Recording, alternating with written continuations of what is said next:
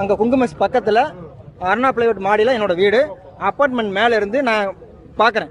கண்டினியூஸாக அந்த ரோட்லேருந்து ரொட்டி எனக்கு என்னன்னு தெரியும்னா ஆம்புலன்ஸ் ரவுண்ட் அடிக்குது. ஆம்புலன்ஸ் ரவுண்ட் அடிக்குது. இந்த ரோட்டில் வருது, அந்த ரோட்டில் வருது. இந்த கட்டு கரெக்டாக குங்குமஸுக்கு ஏற்ற மாதிரி பார்த்தீங்கன்னா இந்த ஒரு கட்டு இருக்குது. இந்த கட்டில் உள்ள வர்றான், திருப்பி இந்த ரோட்டில் போகிறான். எல்லா ஆம்புலன்ஸ் எம்டியாக போகுது. எதுக்காக அந்த ஒரு விளம்பரம்?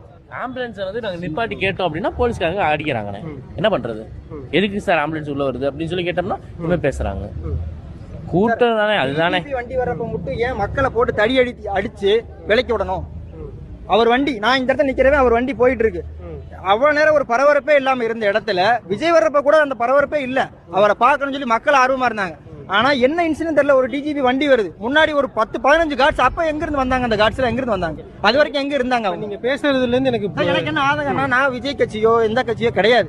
நான் என் குழந்தை, எனக்கு 12 வயசு குழந்தை. இன்னைக்கு 12 வயசு குழந்தைங்க 3 பேர் இறந்துட்டான்றாங்க. அந்த இடத்துல எனக்கு என்ன ஒரு பையனா, நேத்து என் குழந்தைக்கு ஏதாவது இன்சிடென்ட் இருந்தா என்ன நானும் இதே மாதிரி தான் நின்றுக்கணும். அந்த இடத்துல எனக்கு பரிதாபமா இருக்கு. இப்ப நான் இந்த இருந்து ரோட்ல இருந்து ஆப்போசிட்ல இருந்து நான் இங்க என்ன நடக்குன்னு பாக்குறக்கே நேத்து நைட்டு 12 மணிக்கு நான் ஜிஹெச்ல இருந்தேன் சார். எனக்கு இந்த ஊருக்கு எனக்கு சம்பந்தம் இல்லை. நான் இந்த ஊருக்கு வந்து இன்னும் 6 மாசம் தான் ஆகுது. என்னோட நேட்டிவ் பழனி.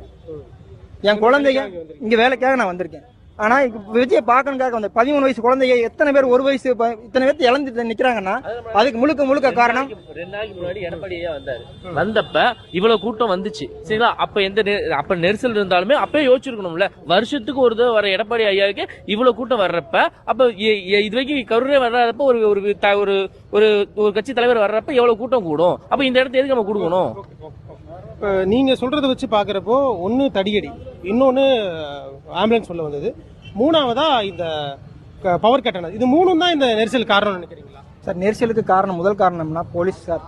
இந்த இடத்துக்கு அப்ரூவல் கொடுத்துருப்பாங்கல்ல, இத்தனை பீப்புள் தான் இங்க வரணுங்கிறது இல்லாம அப்ரூவல் கொடுக்க மாட்டாங்க.